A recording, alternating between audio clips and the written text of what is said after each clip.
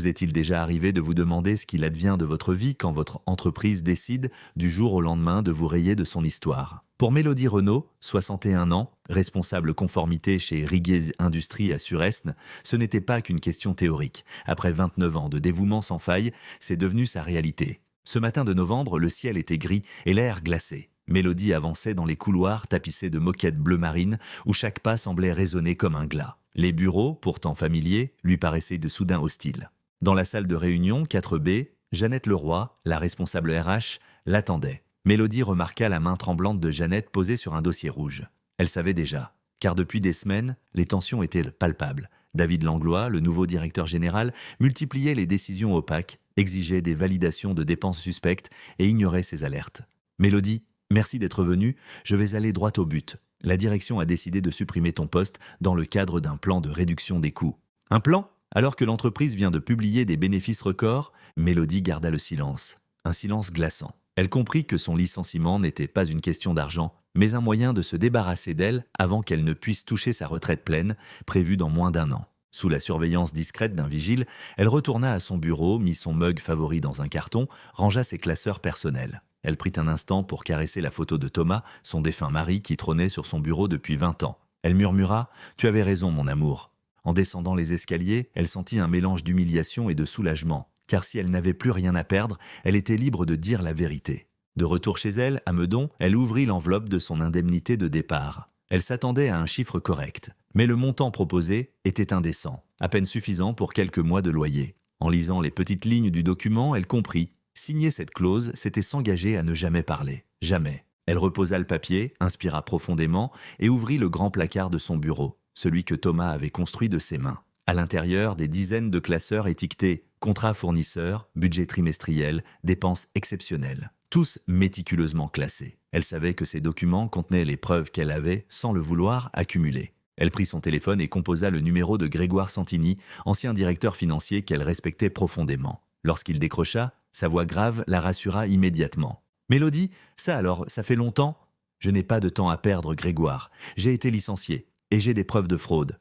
Dis-moi exactement ce que tu as vu. Des virements non justifiés, des contrats surfacturés, des frais de conseil fictifs, et tout ça s'est aggravé depuis l'arrivée de Langlois. Mon Dieu, tu sais ce que ça signifie? Va voir l'autorité des marchés financiers, protège ces documents, et surtout, ne signe rien. » Samedi, elle passa 10 heures à éplucher ses dossiers, numériser les preuves, les copier sur plusieurs disques durs. Elle rangea un exemplaire dans un coffre-fort qu'elle avait ouvert avec Thomas des années plus tôt. Pendant ce temps, Jeannette la harcelait de messages vocaux. « Mélodie, nous devons régler ça rapidement. » Puis Maître Durand, l'avocat de Rigue, l'appelait jusqu'à 10 fois par jour. Elle laissa le répondeur saturé. Le dimanche soir, elle informa sa fille, Émilie, étudiante en master de droit à Boulogne-Billancourt. « Maman, tu veux que je vienne ?»« Non, ma chérie, je gère.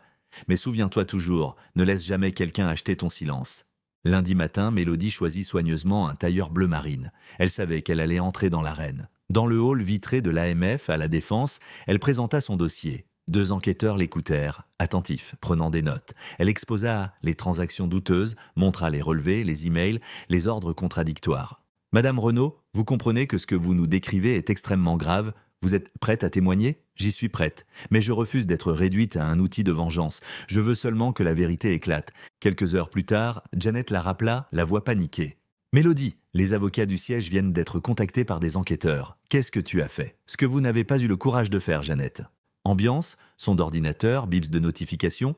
Les rumeurs se propagèrent. Les employés, d'abord surpris, commencèrent à murmurer dans les open space. Puis le président du conseil, William Hargrove, la convoqua. Mais Mélodie refusa tout entretien sans la présence de son avocat. Elle n'avait plus confiance. Le lendemain, la presse s'empara de l'affaire. Les Échos titra « Rig Industries sous enquête de l'AMF pour suspicion de fraude ». Le titre de l'entreprise chuta de 12% en une journée. Langlois convoqua un conseil de crise. Le visage crispé, il osa affirmer dans un communiqué interne « Il s'agit d'allégations infondées émanant d'une employée en situation de rancune ».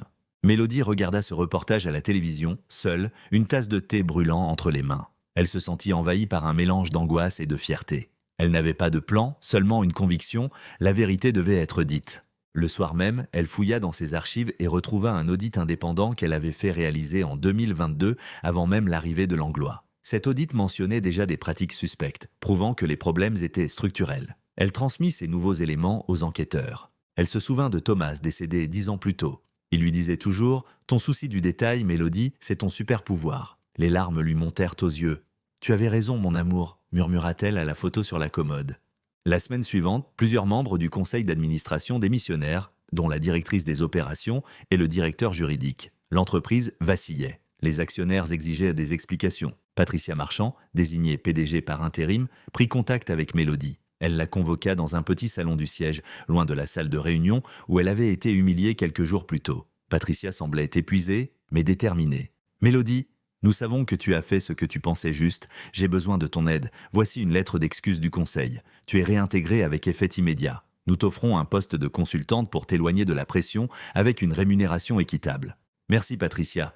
Mais je ne veux pas fuir. Je veux aider à bâtir un programme de protection des lanceurs d'alerte pour que personne n'ait plus à vivre ce que j'ai traversé. » Patricia hocha la tête en silence, les yeux brillants. Quelques jours plus tard, Mélodie se retrouva dans la grande salle du tribunal de Nanterre. David Langlois, vêtu d'un costume sombre, entra tête baissée. Le juge lut l'acte d'accusation. Fraude, abus de biens sociaux, falsification de comptes. Langlois, la voix blanche, plaida coupable. Une caméra de BFM TV immortalisa son visage défait. Pour Mélodie, ce n'était pas un triomphe, mais un soulagement. Elle n'éprouvait ni haine ni vengeance, seulement la certitude que la justice était en marche.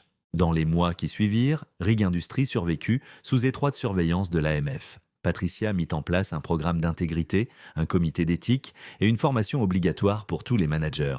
Les salariés, d'abord méfiants, finirent par saluer le courage de Mélodie. Épaulée par sa fille, elle créa le Fonds Thomas Renault, un programme de bourse pour aider les étudiants en comptabilité et en audit issus de milieux modestes. Lors de la première cérémonie de remise des prix, Mélodie prononça un discours devant 200 jeunes rassemblés dans un amphithéâtre de l'université Paris-Dauphine. Le courage ne consiste pas à crier plus fort que les autres, mais à persévérer pour ce qui est juste, même quand le monde entier vous tourne le dos. Le soir même, elle marcha sur les quais de la Seine regardant les péniches glisser lentement. Elle s'arrêta sur un banc, le regard fixé sur les lumières de la tour Eiffel qui scintillaient au loin. Elle se dit qu'elle avait réussi, non pas à sauver sa carrière, mais à défendre ses valeurs. Car parfois, le plus grand pouvoir n'est pas la force, ni l'influence, ni l'argent. C'est la capacité à rester fidèle à ses principes, même quand tout semble s'effondrer. Mélodie Renault n'a jamais cherché la gloire, mais grâce à sa rigueur, son intégrité et sa force tranquille, elle a changé à sa façon le destin de son entreprise. Et elle a prouvé que le souci du détail n'est pas une faiblesse, c'est un super pouvoir.